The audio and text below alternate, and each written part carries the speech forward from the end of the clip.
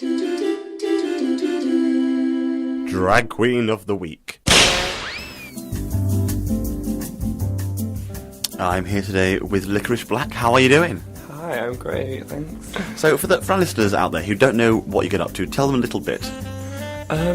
Basically, I am what I'd refer to as a drag clown because I probably don't fit under the idea of a feminine style. Mm-hmm. So I've kind of come from being a club kid style that has developed onto being a more drag queen style. So I've met in the middle and called myself a drag clown.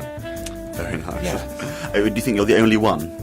No, definitely not. There's other ones like my toxic twin, Violet Blonde. Yeah, I've kind of come from the era of the bollocks crowd scene. So when I first went, which was about 2 years ago now, I saw people like Cheddar Gorgeous before I even knew who they were, and I kind of thought, I want to do something a bit different. Like, I've always been a dressy up person, but I wanted to try and push the boat out a little bit. So did the classic thing, started off with a bit of eyeliner, and then I started doing a bit of veil sort of thing. Just and then, adding bits as you went along. Yeah, I think definitely the longer I've got along, it's like more black. Just every week. More black. Yeah, that is it. So who would you say would be the first person you remember doing drag? The first awareness you had of drag as a thing? I think definitely would probably be from TV and seeing things like Louis Savage and Dame Edna. They're kind of very, staple kind of British sort of beat. I definitely of my generation. I don't know about anyone younger than me, whether they'd kind of be aware of it from now on, because they kind of disappeared from the scene a bit, and I think drag's coming back again, so maybe we'll see more drag on TV. So who do you think then is your main influences? Somebody I'm really influenced at the moment is Lepusha. I don't know how to pronounce this, but I'll say it. Lepusha. Okay. And they're a London-based, I think, either London or Brighton, and they do very cabaret style, quite similar to what I do, in that I did the black and white face. So yeah, I quite like that, the different cabaret styles, sort of Lee Bowery-esque. Who else I think of? An obvious one that if, say, the listeners who like thinking about RuPaul's Drag Race would probably be Sharon Needles. Yeah. So more of the alternative scene than the sort of the big hair female impersonator style. Yeah, I'd definitely be less female impersonator. Yeah. So the look, obviously, it's very distinctive, mostly black. Yes. Very monochrome. You ever been tempted to play with colour? I have, to be truthful, and it was a very traumatic experience. Oh no! Yeah, we got a red wig out, we got some yellow on. It was fun. It was fun to play with the face, but it's probably not for me. Was it a bit scary? Yeah. All those different colours everywhere. Yeah, it was a bit like an identity crisis, to be honest. It's almost like seeing RuPaul wear a big, like a short black bob or something like that. It just wasn't right. It didn't feel right. No, I think I'll stick to black. So how did you make it into the Manchester scene? Basically, I got introduced by Violet, to be truthful, because we went to university together, and we still do. And she basically said, kept for ages and ages. It was like, come to this club, and I was like, oh yeah, I'll come, and it just kind of we never got around to it. And then finally went, and I was like, wow, kind of this is it.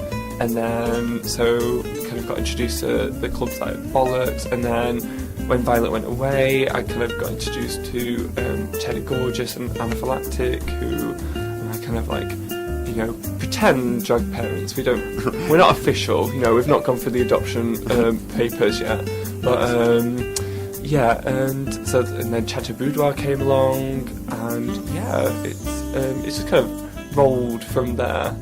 Each. Where do you see the state of the Manchester gay scene and the drag scene at the moment? I probably think that it's kind of going one or the other way. I think the drag scene's getting bigger, but then possibly the gay scene's getting a bit smaller.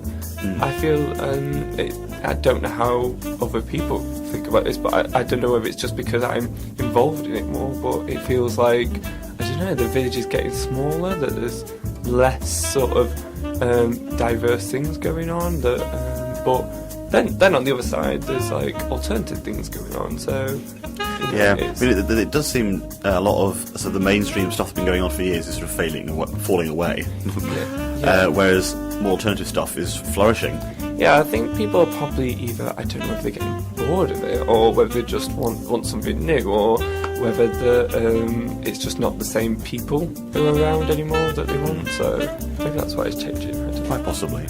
So for you, if you're hosting or performing, how long does it sort of take to get into the makeup and the character? To look good, I think the most I ever spent was 5 hours, and that was just because I was having a very lazy day.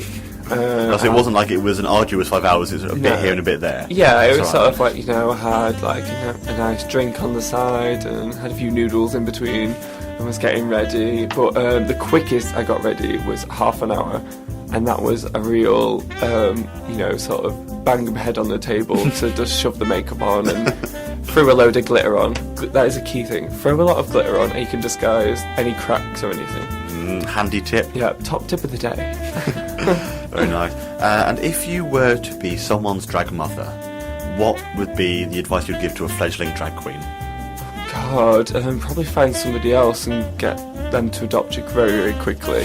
I don't know, I think that I kind of found my niche and what was my style and how I like to work, and I think, find your style and just run with it, kind of throw things in there, if you want to wear the kitchen sink, wear the kitchen sink. Don't feel that you have to be one thing of a drag, you can be a female drag, or you can be a drag king, it's just find your thing. Find your thing. Fantastic. Yeah. Thank you very much for coming down today. Thank you. Drag Queen of the Week.